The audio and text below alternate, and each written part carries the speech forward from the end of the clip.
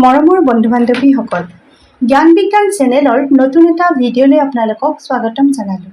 আজি আমি আগন্তুক 2026 বৰ্ষৰ ছেপ্টেম্বৰত অনুষ্ঠিত হ'ব লগা CTET পৰীক্ষাৰ চাইল্ড ডেভেলপমেণ্ট এণ্ড পেডাগজিৰ কিছুমান প্ৰিভিয়াছ ইয়েৰৰ কুৱেশ্যন পেপাৰ আলোচনা কৰিম। এই প্ৰশ্নবোৰৰ আলোচনাই আপোনালোকক নিশ্চয় উপকৃত কৰিব। গতিকে পলম নকৰি আমি প্ৰশ্নবোৰ আলোচনা কৰোঁ আহক।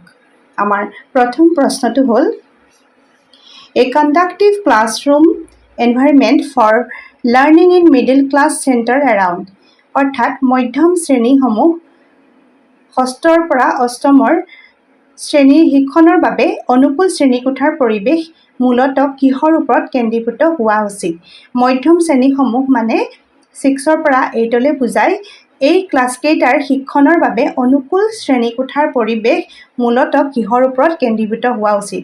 আমাৰ অপশ্যন হিচাপে পাইছোঁ কোঅপাৰেটিভ লাৰ্ণিং অৰ্থাৎ সহযোগিতামূলক শিক্ষণ, ফিয়েৰ অফ পানিছমেণ্ট এণ্ড এম্বাৰেছমেণ্ট শাস্তিৰ ভয় আৰু লাজ, কম্পিটিটিভ ইথোছ অৰ্থাৎ প্ৰতিযোগিতামূলক মনোভাৱ, কণ্ডিশ্যনিং এণ্ড ৰিইনফৰ্চমেণ্ট চৰ্ট আৰু পুনৰবৰ্ণন। ইয়াৰ শুদ্ধ উত্তৰটো হ'ব কোঅপাৰেটিভ লাৰ্ণিং অৰ্থাৎ সহযোগিতামূলক শিক্ষণ। কিয়নো এটা অনুকূল শ্ৰেণীকোঠাৰ পৰিৱেশত ছাত্ৰ ছাত্ৰীসকলে পৰস্পৰ সহযোগিতাৰে শিকে, সক্ৰিয়ভাৱে অংশগ্ৰহণ কৰে আৰু মত বিনিময় কৰে। অৰ্থাৎ ইয়াৰ শুদ্ধ উত্তৰটো হ'ব 1 সহযোগিতামূলক শিক্ষণ। ইয়াৰ পিছৰ প্ৰশ্নটো হ'ল how can a teacher help a man who is struggling with complex problems develop problem solving skills অৰ্থাৎ জটিল সমস্যাৰ সৈতে সংগ্ৰাম কৰি থকা অমনক সমস্যা সমাধানৰ দক্ষতা বিকাশ কৰাৰ ক্ষেত্ৰত এজন শিক্ষকে কেনেদৰে সহায় কৰিব পাৰে। অপশ্যন টেল him to give up on a problem অৰ্থাৎ কি কৈছে, শিক্ষকজনে অমনক সমস্যাটো এৰি দিবলৈ কৈছে। দ্বিতীয়টো অপশ্যন হ'ল courage him to brain storm and generate idea. দ্বিতীয়তে কোৱা হৈছে যে চিন্তা মন্থন কৰি বিভিন্ন ধাৰণা সৃষ্টি কৰিবলৈ উৎসাহিত কৰা। তৃতীয়টো অপশ্যন হ'ল discourage him from experimenting and taking risk অৰ্থাৎ নতুন পদ্ধতি প্ৰয়োগ কৰাত উৎসাহ নেদেখুওৱা। 4 নম্বৰ অপশ্যনটো হ'ল provide him with the answer অৰ্থাৎ শিক্ষকজনে তেওঁক পোনপটীয়া উত্তৰৰ যোগান দিয়া।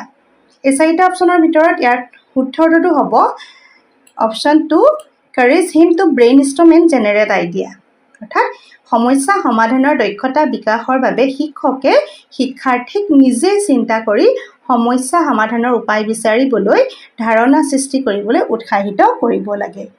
ইয়াৰ পিছৰ প্ৰশ্নটো হ'ল the underlying principles of understanding based teaching is the belief that understanding based teaching অৰ্থাৎ বুজাবুজি ভিত্তিক শিক্ষণৰ অন্তৰ্নিহিত মূল নীতি কোনটো। ইয়াত 4টা অপশ্যন দিয়া হৈছে। Learners are passive recipient and the teachers had the right knowledge. ইয়াত কোৱা হৈছে যে শিক্ষাৰ্থীসকল হ'ল পেছিভ ৰেচিপিয়েণ্ট অৰ্থাৎ নিষ্ক্ৰিয় গ্ৰহণকাৰী and teachers had the right knowledge আৰু শিক্ষকৰহে জ্ঞানৰ ওপৰত অধিকাৰ আছে। অৰ্থাৎ শিক্ষক, কিন্তু আমি জানো যে শিক্ষক জ্ঞানৰ একমাত্ৰ উৎস নহয়, তেওঁ হ'ল পথ প্ৰদৰ্শক বা ছাত্ৰ ছাত্ৰীৰ বাবে সহায়কহে। দ্বিতীয়টো অপশ্যনে কৈছে যে learners abilities and needs area diverse which cannot be catered to without focusing on standard instructions শিক্ষাৰ্থীৰ ক্ষমতা এণ্ড নিড প্ৰয়োজনীয়তা কেৱল নিৰ্দেশনা দি পূৰণ কৰিব পাৰি, বুজাবুজিৰ ওপৰত গুৰুত্ব দিয়াৰ কোনো প্ৰয়োজন নাই কৈছে। Learners can construct knowledge when provide with a facilitative environment to do so' অৰ্থাৎ ইয়াত কোৱা হৈছে যে উপযুক্ত সহায়ক শিক্ষণ পৰিৱেশ প্ৰদান কৰিলে শিক্ষাৰ্থীয়ে নিজেই জ্ঞান গঠন কৰিব পাৰিব। কনষ্ট্ৰাক্ট অৰ্থাৎ গঠন কৰিব পাৰিব, নলেজ জ্ঞান, when provide with a facilitative environment to do so' ইয়াৰ পিছৰটো অপশ্যন হ'ল learners know' little and teaching involve transmission of facts to students. শিক্ষাৰ্থীয়ে অতি কম জানে। ইয়াত কোৱা হৈছে যে শিক্ষাৰ্থীয়ে অতি কম জানে আৰু শিক্ষণে কেৱল তথ্যসমূহ শিক্ষাৰ্থীৰ ওচৰলৈ স্থানান্তৰ কৰে। কিন্তু আমাৰ ইয়াত প্ৰশ্নটো দিয়া হৈছে যে ভিত্তিক শিক্ষণ, বুজাবুজি ভিত্তিক শিক্ষণ। ইয়াৰ অপশ্যন হ'ব 3 নম্বৰটো শুদ্ধ, অৰ্থাৎ উপযুক্ত সহায়ক শিক্ষণ পৰিৱেশ প্ৰদান কৰিলে শিক্ষাৰ্থীয়ে নিজেই জ্ঞান গঠন কৰিব পাৰিব। ইয়াৰ পিছৰ প্ৰশ্নটোলৈ আহোঁ। Students struggling with dyslexia can be taught to read. Dyslexia হৈছে শিকন সম্পৰ্কীয় অসুবিধা অৰ্থাৎ লাৰ্ণিং ডিছঅৰ্ডাৰ। আৰু এইটোত ভুগি থকা শিক্ষাৰ্থীক আমি কেনেদৰে শিকাব পাৰোঁ? By providing higher grade level reading text, তেওঁলোকক হায়াৰ গ্ৰেড অৰ্থাৎ উচ্চ খাপৰ পঠন সামগ্ৰী প্ৰদান কৰি। By encouraging them to study in multiple distractions, অৰ্থাৎ একেলগে বহু বিষয় অধ্যয়ন কৰিবলৈ উৎসাহিত কৰিব লাগে। এই দুয়োটাই অশুদ্ধ। ইয়াৰ পিছত হ'ল through' use of strict punishment and ensure corrective reading, অৰ্থাৎ শুদ্ধভাৱে পঢ়িবলৈ কঠোৰ শাস্তিৰ ব্যৱস্থা কৰা। শিক্ষণৰ ক্ষেত্ৰত কোনো কঠোৰ শাস্তিৰ ব্যৱস্থা দিয়া মানে আমাৰ শিক্ষণত নাথাকে। ইয়াৰ পিছত হ'ল থ্ৰ' ছিষ্টেমেটিক ফ'ন'লজিকেল ট্ৰেইনিং, এই উত্তৰটোৱে হ'ব শুদ্ধ উত্তৰ, অৰ্থাৎ সুসংগঠিত ধ্বনিগত প্ৰশিক্ষণৰ জৰিয়তে ছিষ্টেমেটিক ফ'ন'লজিকেল ট্ৰেইনিং, অৰ্থাৎ ডিছলেক্সিয়া থকা শিক্ষাৰ্থীৰ ক্ষেত্ৰত ছিষ্টেমেটিক ফ'ন'লজিকেল ট্ৰেইনিঙেই হ'ল আটাইতকৈ ফলপ্ৰসূ পদ্ধতি। ইয়াৰ জৰিয়তে আখৰ আৰু ধ্বনিৰ সম্পৰ্ক বুজি পোৱাত সহায় হয়। গতিকে ইয়াৰ পিছৰ প্ৰশ্নটোলৈ আমি আহোঁ। চিবলিং ৰিলেশ্যনশ্বিপ, ভাই ভনীৰ সম্পৰ্ক। এতিয়া ভাই ভনীৰ সম্পৰ্কৰ লগত আমাৰ ইয়াত কোনটো অপশ্যন মিলিব? প্ৰথমটো অপশ্যনত কোৱা হৈছে sibling relationship are similar to relationship with parents and peers and play an important role in socialization throughout children. অৰ্থাৎ ইয়াত কোৱা হৈছে যে পিতৃ মাতৃ আৰু সমবয়সীয়াৰ সৈতে থকা সম্পৰ্কৰ দৰে হয় এই সম্পৰ্ক। শৈশৱৰ সমগ্ৰ সময়ছোৱাত সামাজিকীকৰণত ই গুৰুত্বপূৰ্ণ ভূমিকা পালন কৰে। ইয়াৰ পিছৰটো অপশ্যন হ'ল are different than relationship with parents and peers and play an important role of socialization throughout children. অৰ্থাৎ কোৱা হৈছে যে পিতৃ মাতৃ আৰু সমবয়সীয়াৰ সৈতে থকা সম্পৰ্কতকৈ পৃথক বুলি কৈছে চিবলিং ৰিলেশ্যনশ্বিপটো আৰু সামাজিকীকৰণত গুৰুত্বপূৰ্ণ ভূমিকা পালন কৰে। ইয়াৰ পিছত কোৱা হৈছে যে play an important role during early childhood, কেৱল প্ৰাৰম্ভিক শৈশৱতহে সামাজিকীকৰণত গুৰুত্বপূৰ্ণ ভূমিকা পালন কৰে। Do not have much role in socialization, কৈছে যে সামাজিকীকৰণত বিশেষ ভূমিকা নাথাকে কৈছে। কিন্তু আমাৰ ইয়াত শুদ্ধটো হ'ব এই 2 নম্বৰটো, কৈছে are different than relationship with parents and peers and play an important role in socialization throughout children. পিতৃ মাতৃ আৰু সমবয়সীয়াৰ সৈতে থকা সম্পৰ্কৰ দৰেই হয় এই সম্পৰ্ক আৰু শৈশৱৰ সমগ্ৰ সময়ছোৱাত সামাজিকীকৰণত গুৰুত্বপূৰ্ণ ভূমিকা পালন কৰে। ইয়াৰ পিছৰ প্ৰশ্নটো হ'ল read the following statements and choose the correct option. তলৰ উক্তি দিয়া হৈছে আৰু ৰিজন দিয়া হৈছে, ইয়াত পঢ়ি শুদ্ধ উত্তৰটো বাচিবলৈ কৈছে দেই। শুদ্ধ উত্তৰটো কাৰেক্ট অপশ্যনটো আমাক বাচিবলৈ দিছে। ইয়াত কৈছে যে যুক্তিটো দিছে considerable variation exist in development rates among children, অৰ্থাৎ কৈছে যে শিশুসকলৰ বিকাশৰ হাৰত যথেষ্ট পাৰ্থক্য দেখা যায়। এইটো শুদ্ধই হয়। আৰু ৰিজন দেখাইছে যে developmental differences are an inevitable result to complex interaction of genetic and experimental variation, অৰ্থাৎ কি কৈছে যে বিকাশগত পাৰ্থক্যসমূহ বংশগত আৰু অভিজ্ঞতাগত বা পৰিৱেশগত বৈচিত্ৰ্যৰ জটিল পাৰস্পৰিক ক্ৰিয়াৰ অনিবাৰ্য ফল। ইয়াত আমাৰ যি দুইটা যুক্তি আৰু কাৰণ দিয়া হৈছে, ইয়াৰ এই দুইটাই শুদ্ধ হ'ব। প্ৰতিজন শিশুৰ বিকাশৰ গতি একে নহয় আৰু এই প্ৰভেদৰ মূল কাৰণ হ'ল বংশগত আৰু পৰিৱেশগত নাইবা অভিজ্ঞতাজনিত উপাদানৰ প্ৰভাৱ। গতিকে অপশ্যন 4টোৱে হ'ব ইয়াৰ শুদ্ধ উত্তৰ। ইয়াৰ পিছৰ প্ৰশ্নটো হ'ল which principle of development is illustrated in the following statement. তলৰ উক্তিটোৱে বিকাশৰ কোনটো নীতি বুজাইছে? Children who are deprived on a conducive environment for learning language in their early years have some difficulty in picking language later in life. অৰ্থাৎ জীৱনৰ প্ৰাৰম্ভিক বছৰবোৰত ভাষা শিকিবলৈ উপযোগী পৰিৱেশৰ পৰা বঞ্চিত হোৱা শিশুসকলে পিছৰ জীৱনত ভাষা কোৱা আৰু সঠিকভাৱে ব্যৱহাৰ কৰাত কিছু some difficulty in picking language in later in life কিছু অসুবিধাৰ সন্মুখীন হ'ব পাৰে।